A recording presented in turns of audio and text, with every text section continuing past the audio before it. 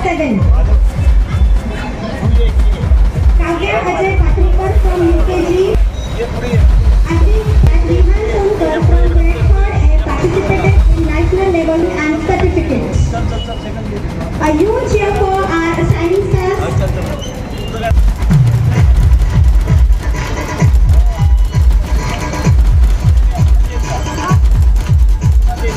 सर्व बालकांसाठी एकदा जोरदार टाळ्या होऊ द्यात आपल्या सर्वांच्या वतीनं गुणवत्तेच्या शिखरावर पोहोचण्यासाठी छत्रपती संभाजीनगर येथील आराईज इंटरनॅशनल स्कूल सदैव सज्ज असते याचं हे द्योतक आणि प्रतिबिंब आहे, प्रतीक आहे. खऱ्या अर्थानं या विद्यार्थ्यांनी वर्षभरामध्ये केलेल्या कार्याचं प्रशस्तीपत्र त्यांच्या मेडलच्या स्वरूपामध्ये मान्यवर पाहुण्यांच्या शुभ हस्ते त्यांच्या गळ्यामध्ये पडलेलं हे जे मेडल आहे खऱ्या अर्थानं भावी जीवनाची प्रेरणा त्यांना प्रज्वलित करणारा आजचा हा क्षण और चमकते रहेंगे इन बच्चों के आगाज से कल की दुनिया को रोशन करते रहेंगे. जिंदगी के जश्न में इनकी भी होनहार एक सदा होगी, आने वाले वक्त में इनकी भी ललकार होगी और इनका भी जय जयकार होगा. पुनश्च एकदा आराईज इंटरनॅशनल स्कूल छत्रपती संभाजीनगरच्या विद्यार्थ्यांसाठी पालकाकडून कौतुकांच्या जोरदार टाळ्यांचा वर्षाव. धन्यवाद. आणि कवेकर साहेब या ठिकाणी या कार्यक्रमाचे उद्घाटक म्हणून उपस्थित असलेल्या छत्रपती संभाजीनगरच्या महानगरपालिकेच्या उपायुक्त आदरणीय अपर्णा थेटे मॅडम, या ठिकाणी उपस्थित MIPAचे संचालकांच्या कारणाने ह्या संस्थेची सुरुवात छत्रपती संभाजीनगरमध्ये झालेली आहे असे आमचे ज्येष्ठ सहकारी आणि माजी नगरसेवक छत्रपती संभाजीनगर अनिल जयस्वाल सर, या ठिकाणी व्यासपीठावर उपस्थित असलेल्या संस्थेच्या सचिवा आणि लातूर जिल्हा परिषदेच्या माजी अध्यक्षा आदरणीय प्रतिभाताई कवेकर मॅडम, व्यासपीठावर उपस्थित असलेले संस्थेचे कार्यकारी संचालक रणजित पाटील कवेकर आणि आराईज इंटरनॅशनल स्कूलचे प्राचार्य Prashant Joshi sir, Arise International स्कूल्सच्या principal director doctor Supriya Jadhav madam, व्यासपीठावर उपस्थित असलेले आदरणीय निकम सर, उपस्थित सर्व बंधू भगिनी पालक, सर्वांनाच मनापासून नमस्कार. मला अतिशय आनंद होतोय की it's a first annual gathering that we are celebrating at Arise International की ज्या संस्थेनं 1983 साली 7 विद्यार्थ्यांपासून जो प्रवास चालू केला होता, आता जोपर्यंत आज संस्थेमध्ये 21,000 विद्यार्थी शिक्षण घेत आहेत आणि छत्रपती संभाजीनगरमध्ये ह्या संस्थेची सुद्धा यावर्षी आम्ही सुरुवात केलेली आहे. ह्या प्रवास साधत असताना आदरणीय कवेकर साहेबांनी एक विजन ठेवून या संस्थेची सुरुवात केली होती. Right from the first day, he had this vision that we want to grow up students, we want to mold our students, keeping in philosophy that आपण विज्ञान आणि अध्यात्माची सांगड घालून विद्यार्थ्यांना एक तेजस्वी तरुण बनवायचं आहे असं विजन ठेवून आदरणीय कवेकर साहेबांनी या संस्थेची सुरुवात केली होती. आणि म्हणून जे काही करिक्युलम तुम्ही आमच्या संस्थेमध्ये आपले विद्यार्थी अनुभवतायत ते या विजनला धरून अनुभवतोय.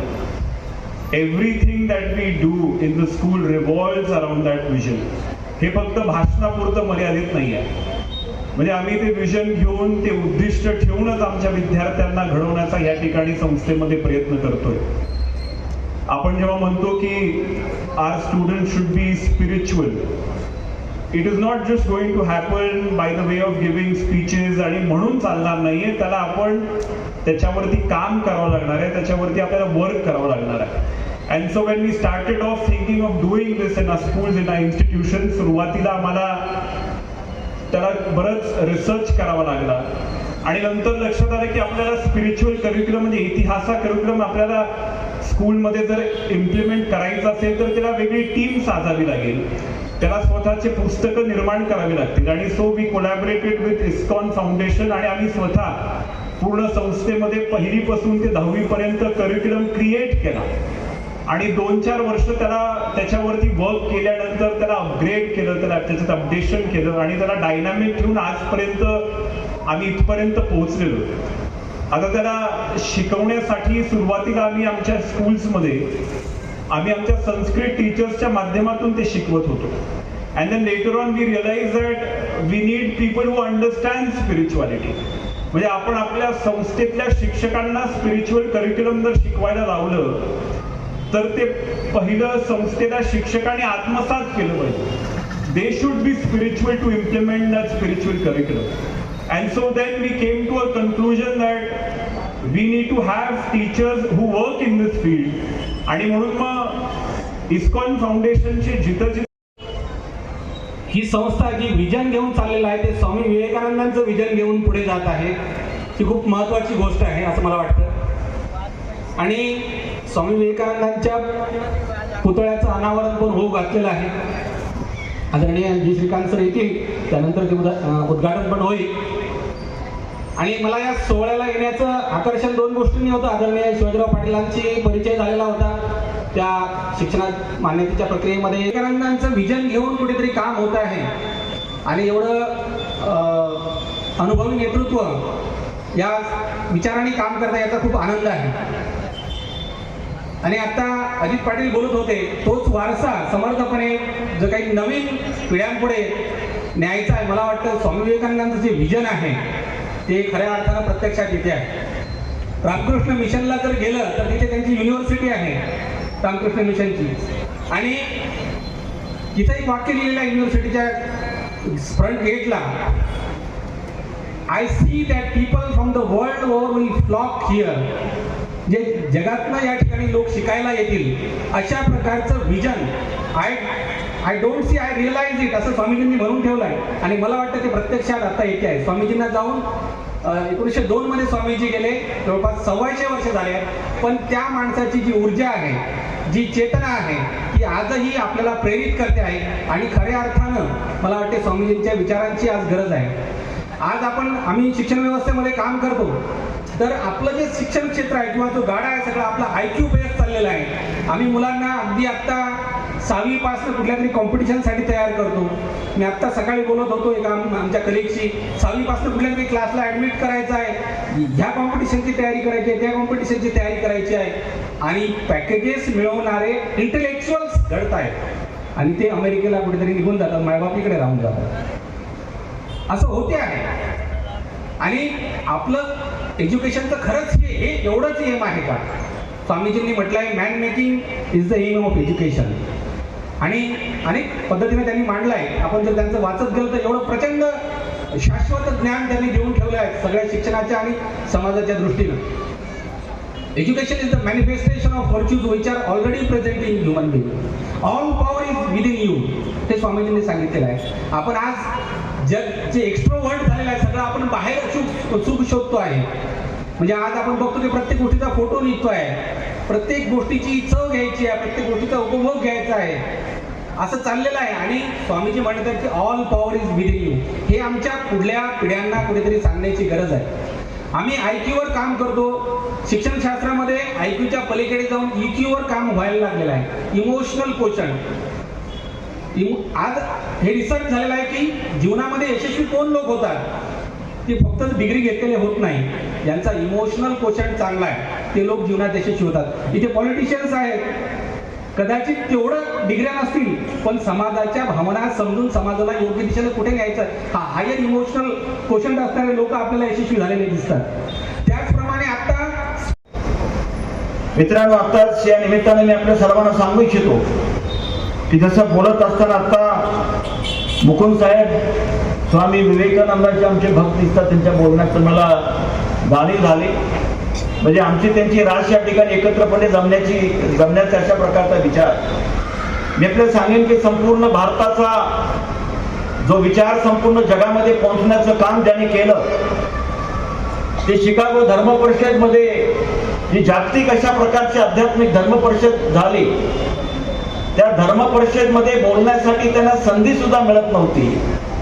परंतु काहींच्या आग्रहामुळे त्यांना त्या ठिकाणी संधी देण्यात आली. जे विचार त्यांनी त्या ठिकाणी मांडले, त्यांनी सुरुवात त्या ठिकाणी केली की या ठिकाणी अमेरिकेच्या माझ्या बंधू आणि भगिनीनो या प्रकारचं बोलल्यानंतर 5 मिनिट उठून सगळे अमेरिका त्या ठिकाणी त्यांचं टाळ्यावरून स्वागत केलं. या प्रकारचे एक विचारातून त्यांनी संपूर्ण देशामध्ये जगामध्ये त्यांनी पोहोचण्याचं काम त्या निमित्तानं केलं.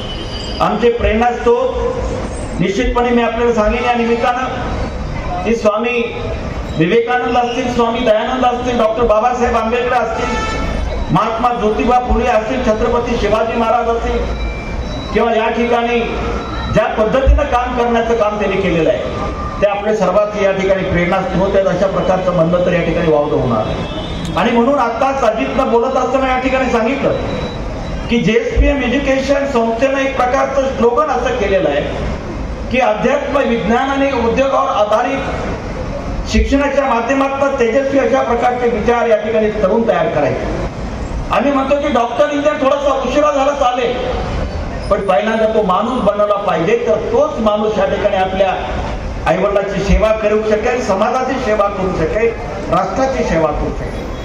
इंग्रजकालीन 60-65 वर्ष या देशामध्ये शिक्षण देण्याचं काम या ठिकाणी आतापर्यंत सरकारनं केलं आणि त्या माध्यमातून आमचे जे विद्यार्थी तयार झाले त्याला प्रभू रामचंद्र कोण आहे माहिती नाही, छत्रपती शिवाजी महाराज कोण आहेत माहिती नव्हतं. आम्हाला माहिती होतं निजाम माहिती होतं, मोगल माहिती होते या प्रकारचे, परंतु आम्हाला या ठिकाणी प्रभू रामचंद्र आम्हाला माहिती नव्हतं.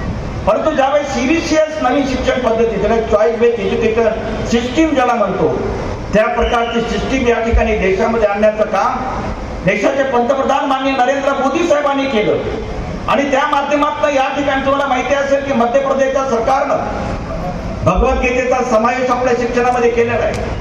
आम्ही म्हणतो की तुम्ही बायबलचा समावेश केला, कुराणचा समावेश केला किंवा या ठिकाणी भगवद्गीतेचा किंवा रामायणाचा समावेश केला, परंतु अध्यात्माचे संस्कार जोपर्यंत आमच्या या ठिकाणच्या मुलाला आम्ही देणार नाही शाळेच्या माध्यमातून, विद्यार्थ्याच्या माध्यमातून, तोपर्यंत तो खरा या ठिकाणी तरुण तयार होणार आणि खरा भारतीय तयार होणार.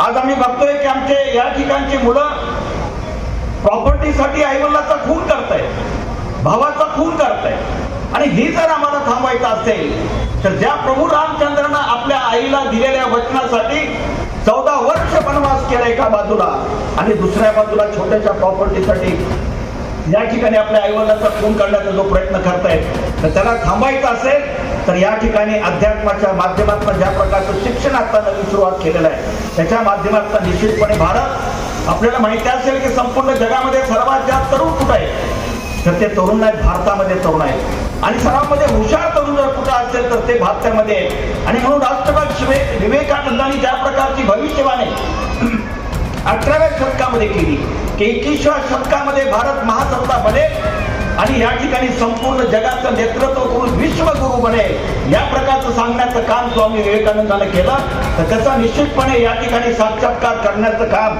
या माध्यमातून होईल अशा प्रकारची अपेक्षा निमित्तानं सांगू इच्छितो.